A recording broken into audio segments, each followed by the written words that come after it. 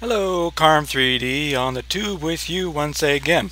This is for my rigging students, and this video is about bone twisting, twisting your arm. And what I've done is I converted all the bones in his left arm to be joints, and I made a little test animation, and that looks a little something like this.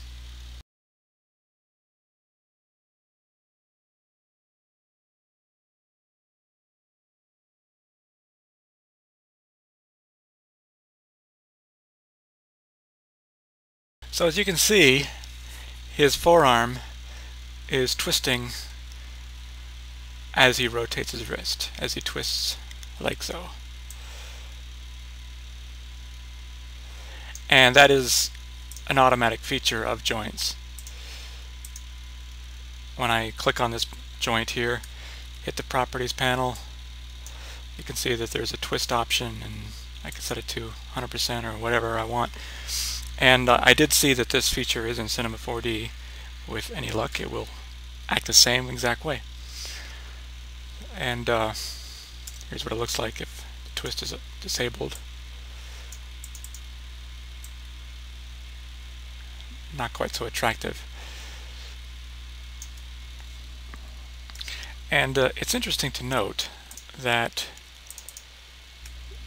when you select bones and joints, it's a little different. Well, it's considerably different. Let me show you.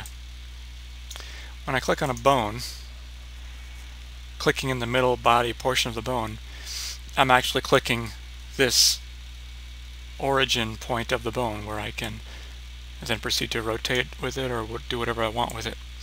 But when you click on a joint, you're actually clicking on the following child, not this guy. And I can't even rotate him, but if I click on the actual ball thing, then I can rotate. But that's why when I clicked on this and disabled the twist, you could see that the entire bone from here to here followed what this guy was doing. So that's just a little side note, not really related to twisting, but just note that the selection process is a little different. Here you click on the bone, you get this point. Click in here, you're actually dealing with this, or you can click on the ball at the very beginning. Oh, there we go. So anyway, so if you're in a system like Cinema 4D or Lightwave, and you got a twisting feature with your joints, that's great. Yay for you. But what happens if you're in an older system or a simpler system, like maybe a video game engine, and you don't have the luxury of twisting joints? Well, there are other ways to do this type of thing, some more old school ways that I used to do before joints, and let's take a look at those now. Okay, here I've loaded the original simple rig. He's back to his old style bones, and I have deleted the or disabled the inverse kinematics for his arm, so we could just get rid of this.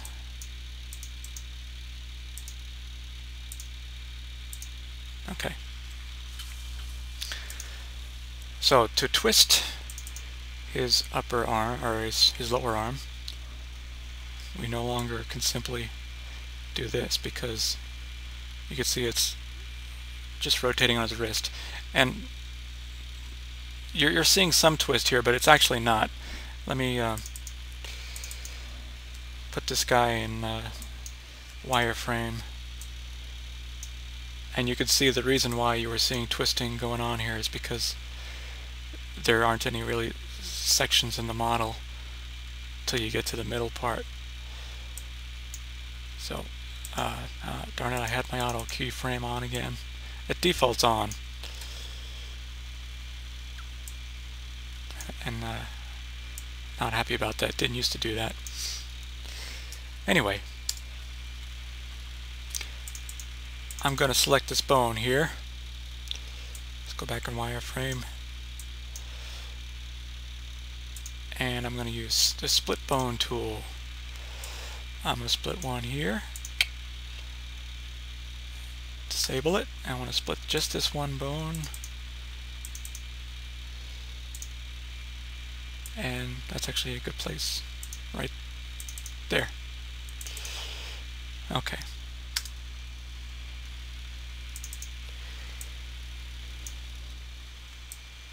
Whoopsie. Okay. Maybe I should brighten these bones up so it's a little easier to see.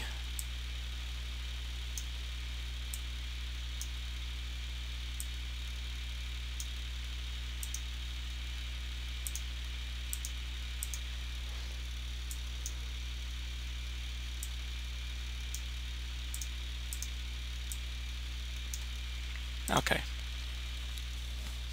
So, let me think here. You might think I'm done, but I'm not, because what we want to happen is what is probably fairly obvious. You want these two bones to be twisting at different speeds based on what this guy is doing. But this guy is a child of this guy, and this guy is a child of this guy. So if you're spinning this, then the hand spins too, and then you're spinning the hand, and you got like rotation on top of rotation, and it's not going to make any sense. It's just going to get weird. So the trick is to change our hierarchy a little bit. Here's the first lower arm bone. Let me just move this over here to the side so you can see both at the same time. And the third. Okay. So what I'm going to do is say take the hand bone, and I'm going to parent that directly to the first lower arm bone. Okay. So this guy is a child of this guy. So now I can rotate these guys and it does not mess up the hand.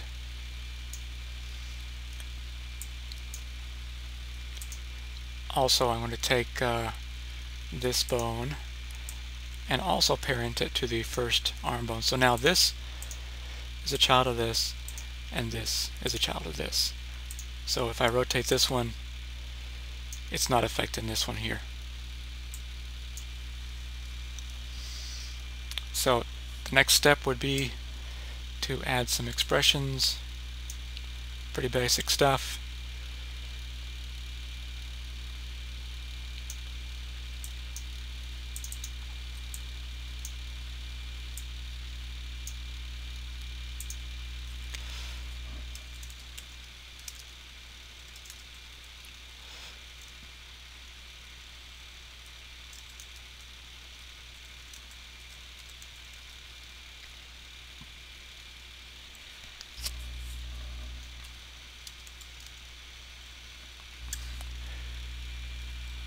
I think I'm editing the first one. Let's try that.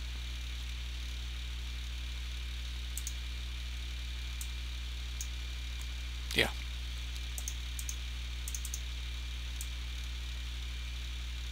And it's not working.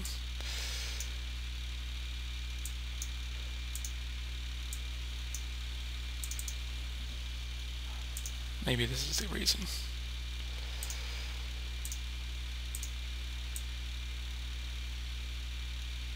Nope. I think I know what the problem is. Let's find out. I'm going to copy this, paste it in here, change the value from 0.3 to 0.666, an evil rotation, and then I'm going to go to another frame, rotate this guy, set a keyframe on the bank, And now, when I scrub through the frames, it's working. It's just one of those lightwave isms. It doesn't update those type of expressions in real time. But as you can see, it works just fine.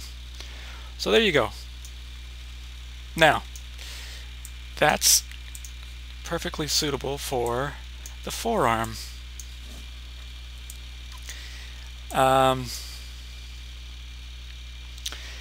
You can, if you want to get real fancy, you can also do the same type of deal on this one. Let's see here. What you would probably want to do is, well, let's just do it real quick. Not the entire process, but split it up. Show you how you could set it up.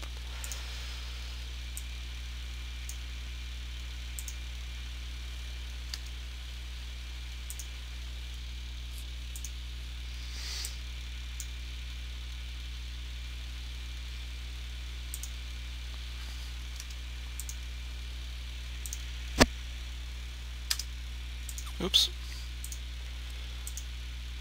Okay. So, what I would do is take this bone, this last bone here, and have it be a child of this one. Well, actually all of them. All three of these guys would be a child of this kind, individual separate ones, just like we did here, except it will be looking at this bone, the bank rotation of this, which would be either animated by hand or by IK, or with switching, depending on how you want to do it. And it would base the rotation of this and the rotation of this based on what's happening here. Now, that's one way you could do it. That's a simple way to do it. I am of the opinion that you don't really see twisting evenly along this limb, this part of the limb. It's actually happening around here, because when I twist, if I was to rotate this guy here like that,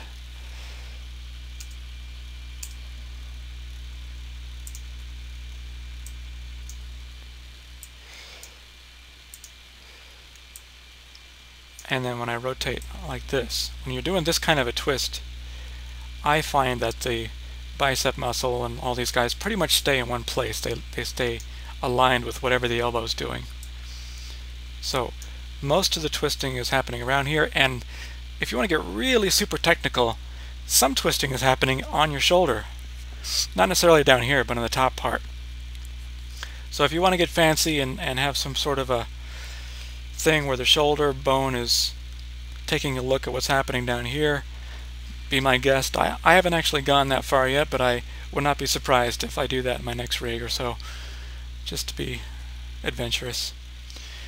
Okay, so same thing down here, and you know, part of the reason is because when you look in real anatomy, this bone has two bones going down, and this bone just has one bone going down there, and so these two bones spin around each other in the wrist area here. And this one just rotates at the socket joint here. Any twisting will happen at the socket. And the twisting you see would be just the muscles that are all attached around here, and then they end up attached on the other end is around here somewhere. So same thing down here. You could chop this up, do the same thing you were doing on the lower arm. And same essential rules apply down here. I think most of the twisting is on the... I think the twisting falls a little further down the leg here. But what you could do is look at your own leg and twist it, because there are two great examples coming out of your pelvis. So that wraps up the twist.